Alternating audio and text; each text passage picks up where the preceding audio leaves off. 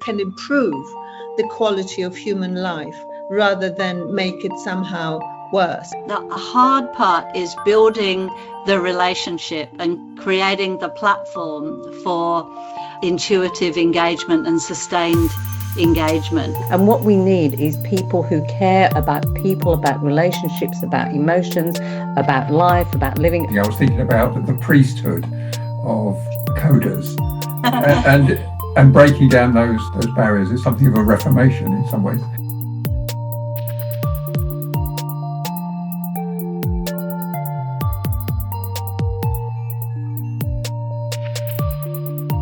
Hi, welcome to another episode of Relational AI Diaries. I'm Peter Dean.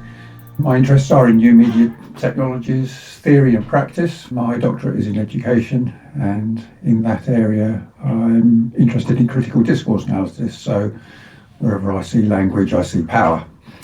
Hand over to Agnieszka. She's here again and she will introduce herself, and then we do have two very special guests that we'll move on to. Agnieszka. Yes, good morning. My name is Agnieszka Piotrowska, co-host here. My PhD is in psychoanalysis and film, and I'm particularly interested in transference out of the clinic in different ways. And I'm the author of AI Intimacy and Psychoanalysis, which is the new book out with Routledge. And I'm also a filmmaker, which is important because I think it has in some way defined my attitude towards technology. And I think our guests today will also talk about that and how our attitudes generally to technology will inform and define what we think about AI. So this is with the greatest pleasure that we are welcoming our guests from completely different part of the world, from Australia. So we have somehow made it happen with the massive time difference, and you're speaking from Sydney, right? Which is amazing. Yep. And this is two academics and practitioners and all kinds of amazing people, because you're both doing your theoretical work, practical work, working in the community, working with the students, writing books. So astonishing to people from the University of the New South Wales in Sydney. So I'm super proud to introduce Jill Bennett and Gail Canning. And please tell us briefly about your work, and then we get right stuck in. Great, lovely to be here. So my name's Jill Bennett. I'm a research professor and director at the Big Anxiety Research Centre at UNSW in Sydney. And so we are really an interdisciplinary arts program. We have a big program of work developing AI companionship. We also work in creative technologies more generally. We do a lot of work in VR, always at the intersection with mental health. And so what we're known for is developing an approach that we call psychosocial design. So this is also very informed by psychoanalysis and bottom-up approaches to working with communities. And I'm Gail Canning. I'm a senior research fellow at Big Anxiety Research Centre and also a psychosocial designer coming from an arts background, which is very much based in community arts, engaging with people around creativity and engaging with the psychosocial well-being. I have had the privilege of meeting you in person at a conference in London, which is wonderful, recently. So this is always wonderful to meet people in person. I've heard your presentations and also had a chance to get involved a little bit and experienced your VR work, which we'll talk about later, which is quite astonishing. And the VR work is very interesting, of course, connects to discussions of technology and to a certain extent AI, but it's what's really struck me, and it was the first time that I really had this very clear thought experiencing your work, is that the time can flow in a different way when you're using VR, which is so interesting philosophically as well. And it's not a fancy idea, it is actually real. So this is very interesting because there's so many discussions about time being kind of a construct, and actually for the first time in my life, so I want to share and say thank you to you, because it was all very intense and hectic, but it was really astonishing how the time appeared to have sort of extended and have had a difficult quality. But let's talk about it later. So what I am really interested in is your work with older people, even older than us, and who are in both in the community but also in care homes, and how you've created these avatars. So this is amazing. So maybe you could talk about how it came about. What is the actual thing? You can describe what it looks like. Avatars. So it's more than typing things. And then in terms of the design and in terms of the tech that supports it, maybe you can talk about it later as well. So let's talk about speaking about the old homes and older people, and even using AI to help support people with early dementia. So the characters that we develop are these 3D screen-based AI companions. So the idea is that they are a presence in the room with someone, and they're voice-based. So we spend quite a lot of time developing the right voice, the tonality and the modulation of voice. And the idea for that is obviously a lot of people are familiar with chatbots that you engage through typing or even through voice. But what we found with working with older users is that there's a different kind of use case, really. Often we're dealing with people who are far less mobile. They're alone at home, potentially isolated, and obviously less mobile than younger people. So often having the sense of a presence in a room is quite important. So the work that we've been doing around psychosocial support through AI is really focused on exploring the nature of companionship. If you are alone, what do you want to talk about? What's the interface? What does it mean to have an AI presence in your room? And this can be really quite important if you think of someone who's alone for a long period of time. You don't even have that person to bounce off thoughts with. So you hear a noise upstairs and you just want to ask someone what it is. You need to have that sort of reality testing conversation. And even that, having a sense of someone within a room is quite significant. We've been working on what kind of voice helps if someone's dysregulated, because not any voice giving instruction will do. And this is where the psychosocial nuance comes in. We need AI that doesn't just reel off, 5 dot points, what would be good for you to reduce your anxiety.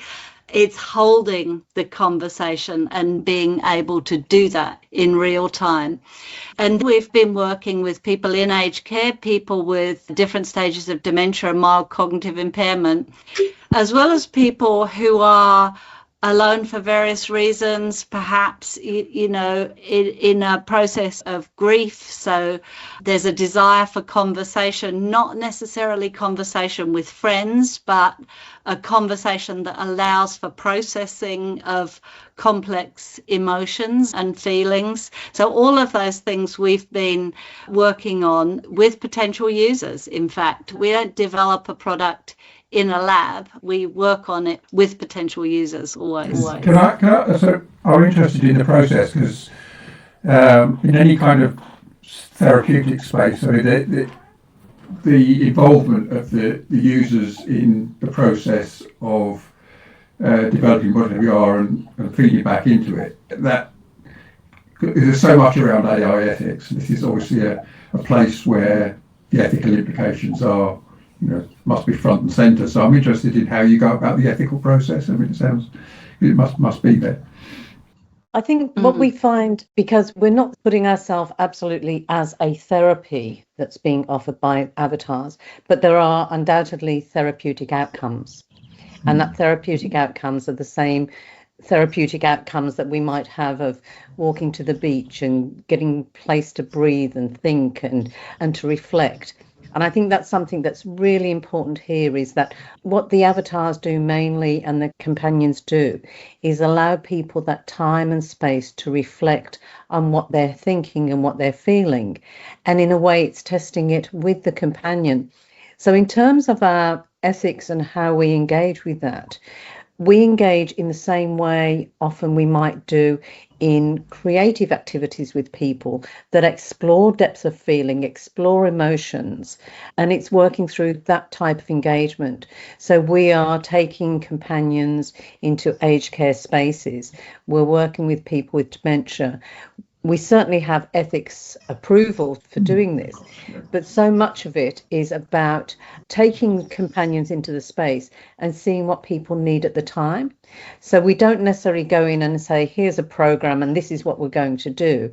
We take the companions in, and sometimes it starts as a three-way chat or somebody wants to engage. For example, somebody who hasn't had a visitor for 3 years tries to talk to the staff in an aged care space every day and can't get that sense of a fulfilling conversation. This person had a great time chatting to the avatar. And so what we're looking at there is around the sort of data that we collect is about that sort of engagement. It's not clinical data, it's not medical data, but there's so much about observation, and that's where our ethics sits, so that we can observe, we can listen to what's said, we watch the engagement and use that to shift and change the companions how they need to be, and make them available for that reflexive sort of engagement. I think on that point about whether or not it's clinical and therapeutic, we always say that we're interested in creating the potential for a relationship. And this is what often gets missed if you design something to deliver a program of CBT or whatever it might be. So in a way, that's the easy part. The hard part is building the relationship and creating the platform for intuitive engagement and sustained engagement. When you've got that platform, you can easily upload a course of CBT, or we do in fact have different programs that we've created with clinicians that have to do with things like mood regulation or falls prevention. You know, we can work with different specialists in those areas, but the creating the relationship is the thing that we need to work on with the particular user group. And I think that's something that's often an afterthought, but it is the critical factor. And that's why it's in the psychosocial domain rather than the clinical domain. Clinical would be a possible application, but this is really about a kind of sustaining reflective relationship. It may encompass a whole range of use cases, as we'd say, but is essentially about resonance and relatability. What I find incredibly important in your work is the emphasis on the relationships, but also the knowledge that to say, oh, you know, it would be far better for this aged person to have a human companion is wonderful, except that nobody comes for years. You visited the person for 3 years is the reality of it, you know. So there's a kind of a lot of this pathologizing and people getting on their high moral horses and saying, oh, this is a terrible thing that the machines are now replacing a human. The machines are not replacing a human. The machines are just there because they're machines, if anything, or can in your work fill in the void, and the void is there. So it's not like it's filling the void, exactly. And the thing is that people are already using, people of all ages are as accessing chatbots and technology to fill that void. So we always say when someone says, but aren't you trying to replace human therapists or human friends? We say, well, no, we're trying to replace the technology that people are accessing that's not fit for purpose, and just make something that's a little more tailored. And this is why actually older markets are particularly interesting, because the sort of default user is the young person with mobile technology and so on. And so it does force us to think slightly differently about how this fits into a context and a life world, and especially then when you start dealing with cognitive and physical impairments and also resistance. I mean, it's the most interesting group in a way, because these are not the kind of enthusiastic early adopters of technology, and there's risk of being alienated by technology. So actually then to design the potential for a sustaining relationship is more challenging, but quite interesting. And I think what we see when we go into aged care, it's not that we're designing out people, it's that the people that are needed are not there. The staff don't have enough time, they have all sorts of stresses. And the assumption that if there's a lot of people together, that it's overcoming loneliness and people are content with that human relationships around them. But in aged care, what we find is that people, maybe in a room full of people, and not a single person to have the type of conversation they want, or the meaning conversation they want, or to speak in the language that they want to express themselves in. And so what we can do is actually come in and bring companions that can do all of those things, that can talk to somebody in a different language, in their first language or their emotional language, which means that for many, what's missing is they feel lost in the crowd. There's a lot of people in the room, but they're not being heard and they're not speaking. In some way, I think quietly, or hopefully less quietly, you are breaking some boundaries here and some assumptions and I think this is the most important work. In my very kind of small and anecdotal work with elderly Quakers, what I have observed that people are they are keen to try and learn the technology if possible. If the reward is, they might be less lonely. The engagement in later years, I think, is so important, and it's so unhelpful to be saying, oh, but isn't it in some way inferior to human contact? It just doesn't help, because humans often don't come in, don't have time, or are bored, or whatever it is that our culture does. So I think what you are doing is astonishing. And in terms of some of the technical questions, so for example, at the conference, you showed there was a particular avatar that was presented, and that was an old man. He was younger than the users. Maybe you could talk about some of the design decisions that you make in creating these avatars, and then also, but in the first instance, are they connected to the existing large language models, and then what else happens with that kind of back support? Yeah, just on the look of them, the first one actually, because we kind of started this project with older users and people with dementia before these open source large language models really took off. And so we had our original character, whose name is Viv. We'd actually modeled her as part of a project. She was an interactive video piece that we had made with a group of women who all had vascular dementia with similar symptoms. They had auditory and visual hallucinations and a tendency to confabulate. But they were all incredibly smart. They had really good strategies for managing the symptoms.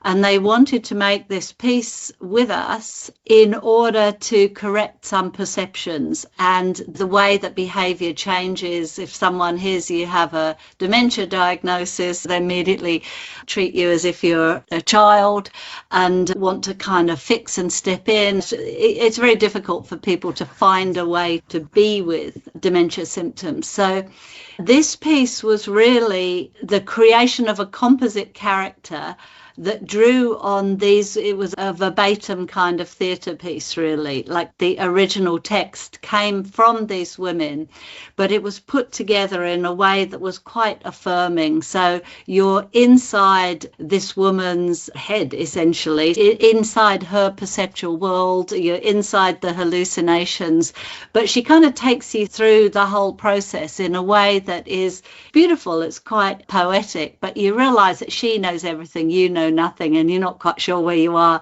in her world. So we'd made this really nice piece. And then when these large language models became available, we thought, well, what about we transform Viv into an AI companion? So she was our first one. And it was quite fortuitous that this was the process we took, because we realized immediately the benefit of having this large amount of lived experience data driving the character. She just had this sort of authenticity and relatability that these off-the-shelf characters didn't have. So then that set us off on this track of developing other characters from the ground up with different participants. These were always from people with lived experience. And Gail, you might want to talk about Gwenda, who collaborated on the Zoe character. She's an Indigenous woman living with frontotemporal dementia.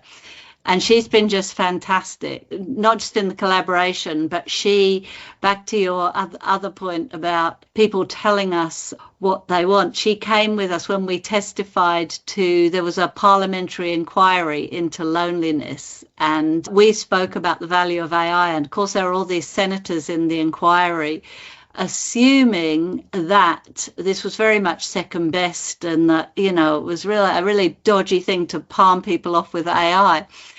And Gwenda was fantastic. I mean, she just got up and said, look, if I'm pulling stuff out of my wardrobe and I'm in a state at 1 a.m. in the morning, I don't want to call my son, right? Like, I'm preserving that relationship. It's not going to work for me to wake him up in the middle of the night. But I do quite like to have someone to sort of co-regulate with. She presented a brilliant use case for the AI, and she also said, look, sometimes I don't want to go down the pub and socialize. I do that sometimes, but there are other kinds of conversation that are really important and really valuable psychosocially that I don't necessarily get from other people. Working with people like Gwenda is incredibly revealing about assumptions that we make, society makes. But we've got a number of people we've worked with for a long time. We've got a wider group of people that we don't connect with as much, but go to when we need to. But somebody like Gwenda has been with us over many years. Wonderful woman, and she will tell us when this is not going to work, this is not right, which is fantastic, because this is what you need. And the assumption is that when you're doing bottom-up work, everybody will tell you how great it is and keep going. You need people who tell you how this is not great, you need to change this is not right. From some of the engagements with Gwenda, who tends to tell people like it is, we have characters who also don't just validate what people say. We have companions who don't just agree with you, but gently challenge you in some way to rethink. Gwenda's very much aware of her experience, her background, and how valuable that is for us, and very generous in sharing it. And the other part that's come out with Gwenda is the companion we have actually has her voice, because she has an amazing voice, it works on so many levels, and particularly in Australia, being an Australian accent, it works with the community there. And for her, and for many people we've talked about, the voice is hugely important, even sometimes more than the expressions or how people look. It's this, but that relationship develops, and we know that through a lot of those therapeutic relationships and relationships with friends. It often is about how you relate to the voice, the listening, the pacing. And this is one of the hard things to do with the technology, and we've worked hard on, is getting the right voice, but the pacing of the conversation. So it's not always about asking a question, or it's not always that the companion just rambles on and on and on. It needs to have those shifts and changes and the paces that we have in natural conversations of opening up a conversation, moving through, and then closing down. So all of our experience in this is actually talking to people with dementia, older people, people who have hearing issues that need a little bit more time to listen and think. And we have to take all of that into account. But you asked about the technical as well. Did you want us to explain? Yeah, so essentially, we do use LLMs, but we've built what is effectively a character engine. So initially, when we started experimenting, we would use commercially available character engines that people use in the gaming industry to shape the non-player characters. And we took that model and essentially built our own. And there are several components to this. Basically, that enables you to shape the character, integrate with the 3D model and the voice engine, and to do some kind of finessing, especially around voice, as we've been discussing, because, of course, you can clone a voice and you can get the tonality that you require, but you need to then do something about the pacing.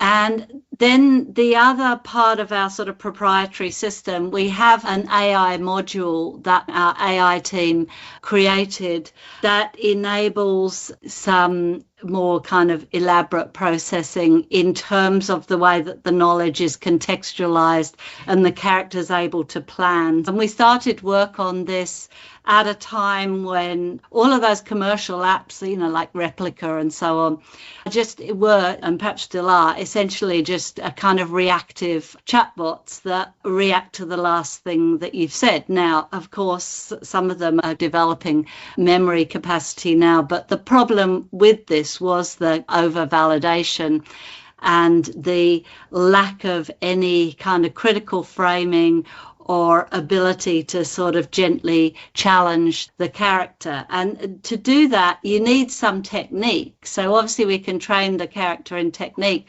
but you also need some context and real understanding of the character and their needs. Essentially, we have an AI module that does that in relation to the character engine, and all of this does then intervene between, you know, or kind of moderates what the LLM would do if you interacted with it directly. So what we're moving to is a much more proactive avatar, proactive companion. And so we're really thinking through the psychosocial engagement and how do you understand the markers, psychosocial markers in the conversation? How do we shift the conversation accordingly? And so that we're always, in a sense, moving it on as opposed to constantly validating what's being said. Yeah. We have a test platform that we engaged psychosocial experts, as we called them, to do kind of role plays and annotations on. And so these would be people with expertise in holding conversations. So obviously psychotherapists, counsellors, psychoanalysts, clin psychs, social workers, people who could understand essentially not just whether a response was wrong, but what was missing. And so we elicited lots of qualitative data on, okay, if this is wrong, what would you have said?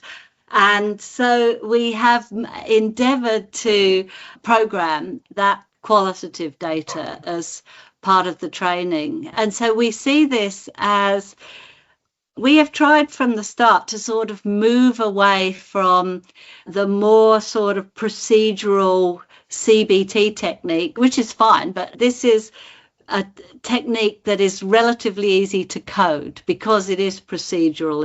It's if this, then that sort of logic, rather than the more open, imaginative engagement of therapies.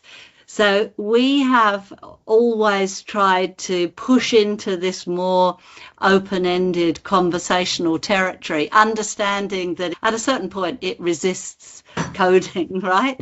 But we have tried in the way that we work with our AI team to really open up to conversations that have to be understood within a context, and where you can have an associative process, but you have to have some sense of then what to do with it, rather than just a kind of process that sticks rigidly to a set of goals. So I just wanted to maybe for you to briefly talk about other applications of this approach, which is your work with international students. And that's a creation, because we know, and this is something I've done also research with and work with some international students as a life coach or mentor, and indeed as a PhD supervisor. I guess when I think about it, the vast majority of people I've seen through who've actually got their PhDs will have been from different backgrounds. So I can also, both in terms of research, available quantitative research in the English-speaking countries, but also in my own practice, I can ascertain that international students often have a variety of issues, including mental health issues, to do with loneliness. Again, it's not just older Absolutely, people. yeah. There's all kinds of people, but this is a group that lends itself to this work that you are doing. So please, could you talk about avatars that you've created for young international students who also have to be lonely and have all kinds of issues, and how can AI help in that?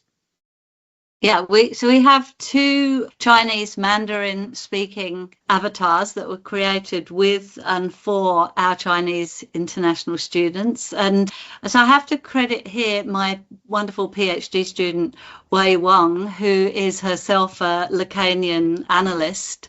And she actually worked with us in developing the whole concept for this in a context where we had seen some very bad concerning mental health outcomes. And she had a kind of deep understanding of the kind of pressure that students were under and how they could get quickly to depression and suicidality under that pressure. But she also was able to explain this in terms of the kind of role that language played and how her experience as a Chinese student learning English was that, you know, her true self is her Chinese self. This is where her emotional self resides, in kind of Mandarin language. And the self that she was inhabiting in English was something different. It was a self that couldn't access that kind of depth of emotion. And this was really a super important concept for us and continues to be going forward. What we understood from this was that there is this very difficult boundary crossing, aside from the very practical issue of being lonely and not being able to express thoughts and meet people, but something about the language as well. So from this, we realized that a character, so we embodied this character and the students sort of chose the kind of look and the voice and everything else. But the idea was that they would be just bilingual, kind of code switching all the time. And in that process, part of the reflective process would be to explore those difficulties of how you access emotions in different languages. So that's continuing to be a very interesting focus, and it's an ongoing project. We've just got 2 kind of prototypes that we're working with that we launched earlier this year. What is your response generally to some of the people who are so hugely negative towards the human engagement with AI, saying, oh, this is a nightmare, it replaces, this is a slippery slope from which there's no escape? What would you say to all that?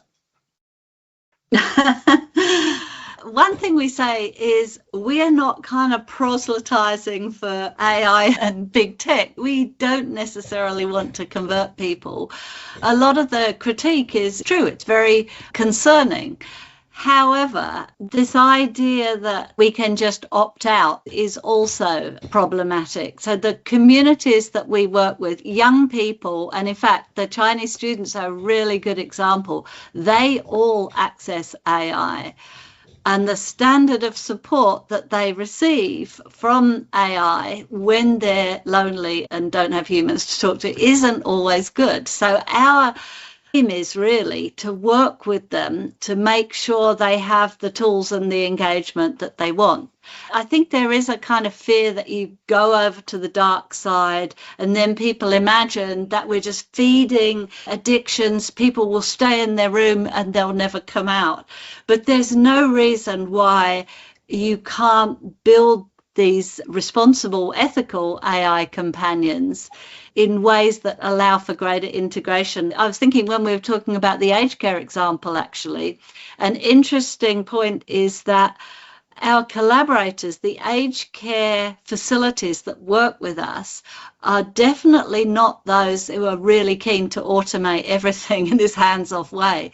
They are always the ones with a very considered person-centered care approach, because they understand and want to integrate systems with a higher standard of care. So they're thinking, if someone is highly dysregulated or sundowning, as they say, and I'll need someone to sit with them for an extended period, they know that an individual member of staff can't do that. But if you can design a reliable character who people enjoy working with, and then there can be a sort of handover, so there's continuity of care, that can work really well. That can enhance care. And the bottom line here is you walk away from a client, a patient who is dysregulated, who is distressed by whatever hallucinations, they ultimately will be chemically sedated, right? So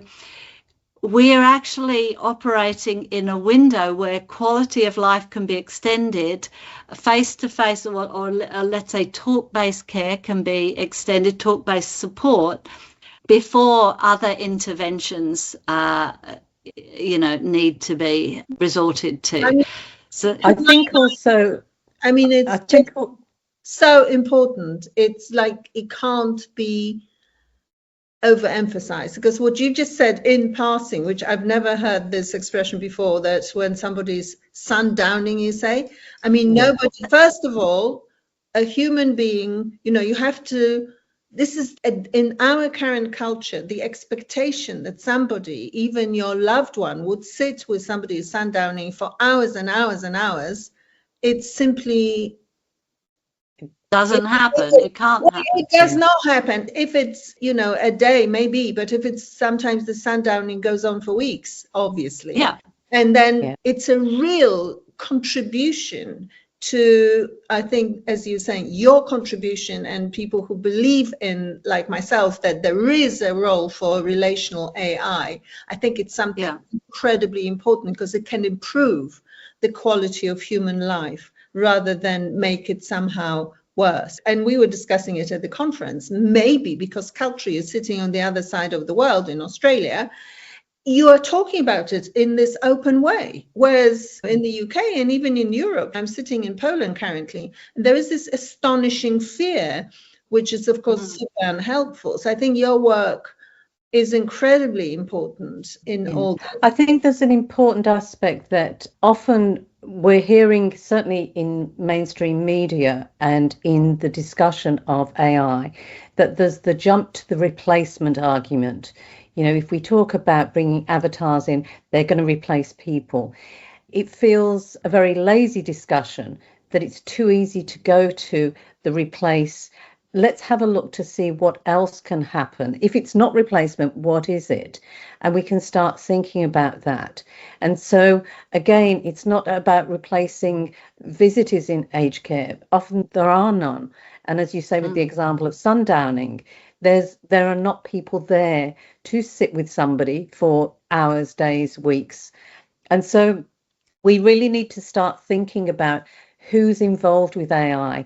My worry and my concern is if people like us pull away from AI and say it's too hard, and it is hard, then you are left with people who will take it to spaces that we may not want it to go. It may be an engineering focus. It may be a financial focus. It may become a big tech focus. And what we need is people who care about people, about relationships, about emotions, about life, about living, about all of those things, to be involved in this in whatever way they can. And what we're seeing certainly in Australia is young people, older people coming into this area as founders, using AI to be able to build things they couldn't have done because they didn't have the coding skills, to actually make a difference. So we can have more people building apps, not just the techs, the engineers, the financial people.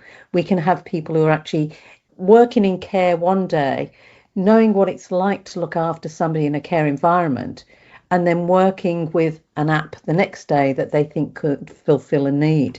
And I think it really is, we've got to start thinking much more in that way of how we can intervene in this. Yes, it's breaking down. As you were talking, I was thinking about the priesthood of coders and breaking down those barriers is something of a reformation in some ways.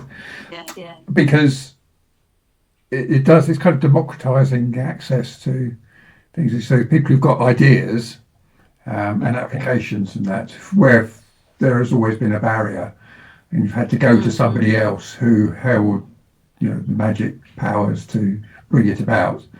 Now it opens that up, and there's no longer that level of filtering and gatekeeping.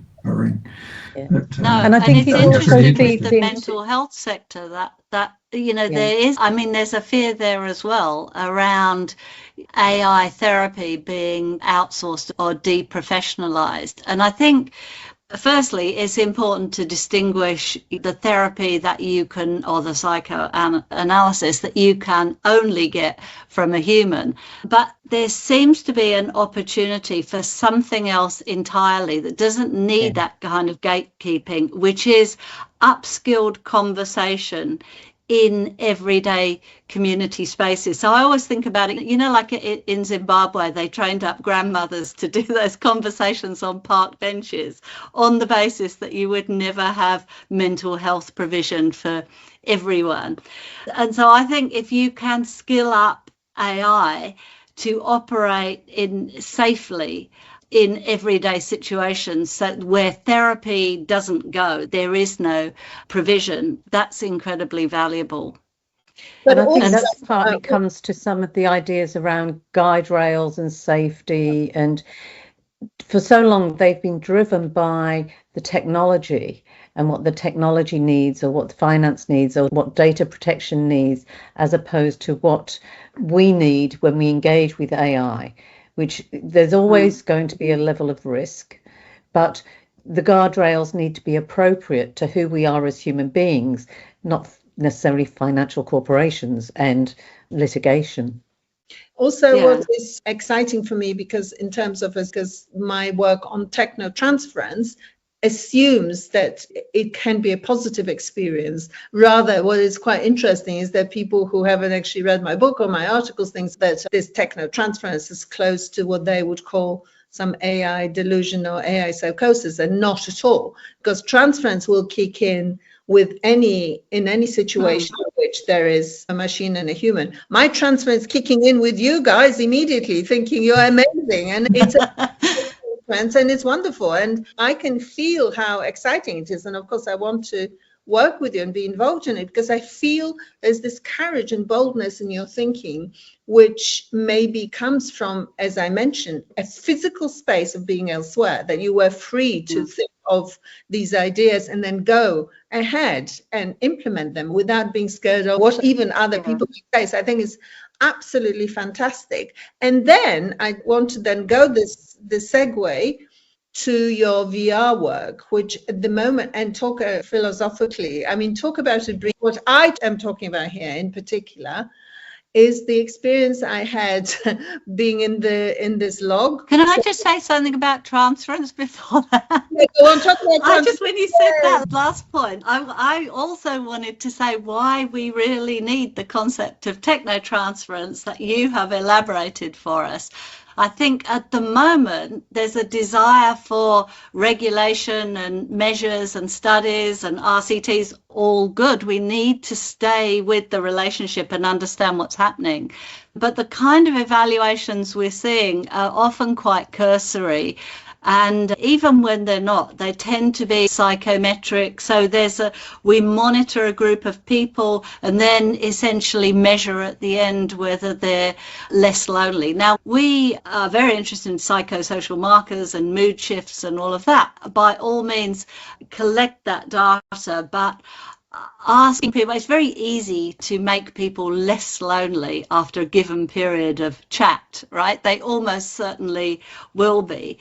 But what we need is an understanding of how relationships mature and develop and what people bring to those relationships. And so our psychosocial design method is deliberately, it's not about do the design, do a bit of co-design, then evaluate. It's about staying with the relationship and seeing how it evolves.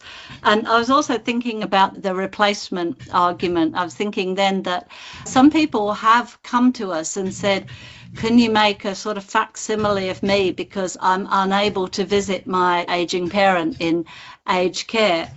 And we were very wary of that because it may feed hallucination and there isn't enough data on the impact of that. But our intuition, it was always to say, why don't we actually work with your parent, create the companion that they feel at ease with, so they can then talk about how they miss you. They can talk about you, they can talk about the family, they can build a relationship, rather than having to kind of feed an illusion that you're actually present. And that remains my sense that is not a good way to go. But the point is that either way, we need to sort of stay with the relationship and understand how these relationships develop safely. And with something like that, loss, grief, missing someone, there is a complex process. You can't solve it.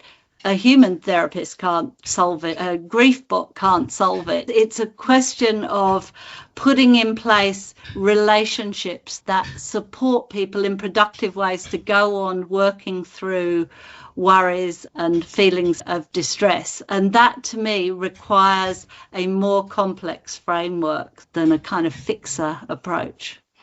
Yeah, definitely. And Lacan would say that any closer relationship, including friendship and love, is a form of transference, of course, because you have to imbue the other. I have no idea, obviously, so I have to imagine, I have to create something. This is the whole theory of mind, but I have to create some sort of relation which is based on the language and maybe other things, such as hanging out together and so on. But fundamentally, for humans, the first thing is the language. And then, of course, people say, oh, no, it's nonverbal communications. You will struggle to sustain any relationship if a person or an AI doesn't speak to you. So the whole language thing and transference through it is incredibly important.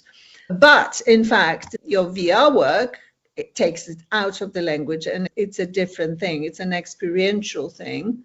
But I will say it then, for me, it felt it wasn't relational. It was very much me experiencing something that then I myself would have to process.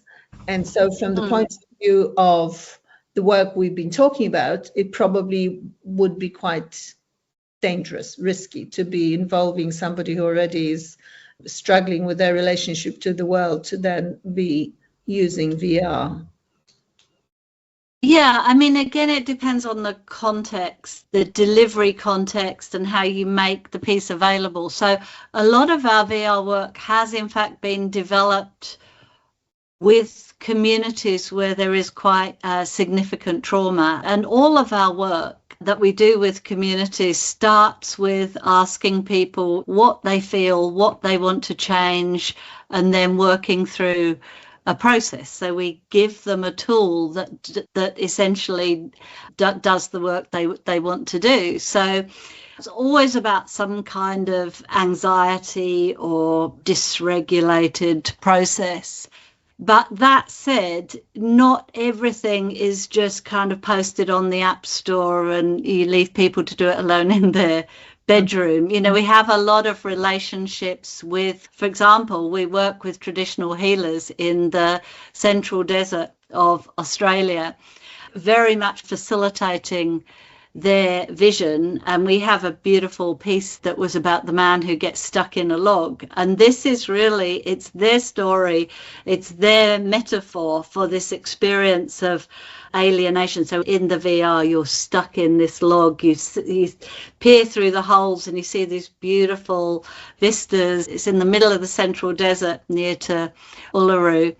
And so shot in 360. So it's quite beautiful, but it's also an experience of constraint and entrapment. And so what the Ngangkari traditional healers said to us was, this is what our young people experience, and they're not going to sit around and talk about feelings. But if we can drop them into this experience, which will be awesome and exciting for them, then they will be able to identify and they'll say, you know, that's what we feel. And that's the coming together. That's the point at which we can start the conversation. So from there, we've done lots of pieces that kind of operate at different aspects of the experience. So there are experiences of kind of making connection, of feeling yourself to be part of community. And then there are other ones that are about dealing with change and uncertainty. But the thing about VR is there is a use of VR that's sort of akin to exposure therapy. It is what it is. It's kind of the horrible experience that you have to acclimatize to. We never do that. In the way that filmmakers would sort of embrace a kind of gamut of emotions, there are these sort of ups and downs, but we would never leave people with the trauma. There's always a process of actively moving through. So if you are stuck in a log, for example, the opportunity is to settle, to sense the opportunities, what's there in the environment, to hear people approaching who can help you, and to then experience the release as well. So often it's about settling and stretching a bit and working with window of tolerance is the phrase in trauma therapy for being in a contained space but stretching a bit so you're able to deal with some discomfort. But the thing about VR is it's experiential, but it can also be awesome if you make it awesome. So there's that mix of sort of exhilaration and inspiration and dealing with some of the sort of discombobulation and anxiety that arises. So it's a great medium to work in because it's not didactic at all. It just is about working from experience always. And I think that sort of production value is really interesting, having that awesomeness going for that you have people who will go through an experience and not recognize the sort of depth that may be there if they want to go to that. And so they may do it several times and then come back to it.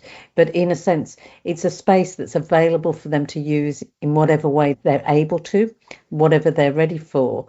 And often we engage in a process of onboarding, so people have some awareness of what they will be engaging with to know whether they are at the right stage to engage with those sorts of things. And I'm thinking particularly about a piece we made around domestic violence.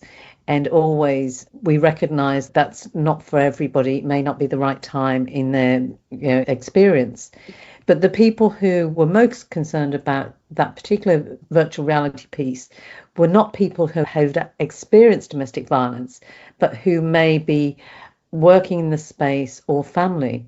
We made this with survivors of domestic violence, and those people who had experienced domestic violence really felt that this was the experience was really important to them because it validated many of their feelings and gave them a way of understanding that this was happening to many people and for people to speak out. I mean, I think in some ways there is clearly a potential for using AI for conversations. I mean, obviously they could use AI already in what you're creating, but in terms of the sort of LLM, there could be a possibility of using that as well in a VR environment. In terms of my own experience, as I say, I was in two of your pieces, which were wonderful. And the second one was the man in the log. So then I was in the log Pete. And because it was towards the end of the conference, I suppose I only sat in it for maybe 10 minutes. But I felt that it had been like days, because in the piece, there's day and night and time changes. And the idea is you're invited to open yourself to the healing processes that are around you. So I have to say it was quite an astonishing experience in terms of some kind of phenomenological experience of the world, really, as well, which was amazing. So there are all kinds of, I think, possible applications going forward. But I think you have to maybe healthy to go through it safely, because it is quite disturbing in a way, because you, as I say, you come out, oh my God, I'm still kind of here. Whereas I had felt, that you go through different phases. And this is another whole frontier, I think, which potentially, of course, could mean all sorts of things. And some people, as you know, think that we're already living in simulation, which I need to say, if you have some experiences of VR, you immediately think, well, that is not impossible, because it's just a technological step, of course. Yes, we have another piece that is quite simple in a way, that is used in youth mental health facilities. And we made it initially with young men who had survived suicide attempts. And again, the process was, we sort of work with them on what might help and take the edge off when they feel that it's called an edge of the present. And this is because one of them said, I'm at the edge of the present and there's just nothing in front of me. And so we did a lot of work and there was some kind of psychology input to this as well. And we were really working on how to make things sort of come alive when you can't sort of attach affect to anything in the future or the past. So everything's kind of flat. It kind of doesn't feel that it there's just nothing there. And so the idea was to create this experience that was constantly exhilarating, but there's a kind of a key mechanism to it, in that you have to open a door. So we have this freestanding pink door when we install it, and you wear the headset, and every time you open the door, you're in another amazing place. So you're in a rainforest, and then you go through again, and you're in some beautiful snowscape, and then somewhere, and you can just keep changing the experience. We've done kind of simple evaluation, and it's very easy to show that people's mood significantly improves just in 8 minutes, and people feel less hopeless. And the mechanism of actually opening the door, it's not just this passive bliss out escapism, like you've got to do this small action for a big reward, and so then it kind of floods over you. Lots of people have said that obviously this is a kind of short term, it's like 8 minutes, take the edge off a kind of low mood effectively. But it's interesting in terms of thinking about speech as well, because it's a very embodied experience. Often people don't like being distracted by talking about it, because this is important as well, to be able to just open yourself to feeling that you're in a space. So the whole question, I think, of then how we use AI or even any kind of verbal direction in relation to VR for psychosocial well-being is quite interesting, and it's a big open question that I think has lots of potential but unexpected kind of answers as well. Yeah, well, it's amazing. And well, I thank you so much. I think we have so much material that it's probably we're drawing to an end for this particular conversation, but obviously we will keep talking, hopefully, and making more work as I'm still here. I will actually, I will post the screenshots, and because there's another person in Warsaw I'm vaguely talking to, so maybe he could also come on board our various schemes and projects, which would be interesting.